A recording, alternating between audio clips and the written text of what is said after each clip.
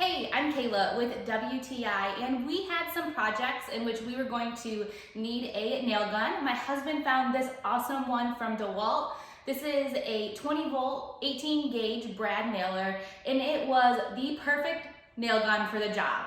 The first job was the trim in our basement, and this was really nice because it does have a non-marring tip, so we didn't have to worry about any damage to our trim. This was extremely precise and really left a nice finish on our trim.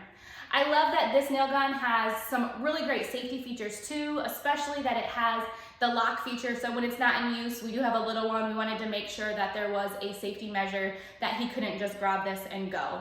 One of the most awesome features of this nail gun is you don't have to carry around a hose or worry about driving a hose around.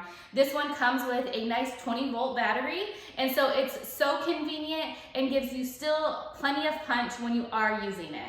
This also has a belt loop, which is extremely convenient and very practical, especially when we were installing shiplap. It made it really easy to be able to line up the pieces and then just have that nail gun right on the hip and be able to easily access it. When we used this on our shiplap project, it was really nice that it had a quick shot too.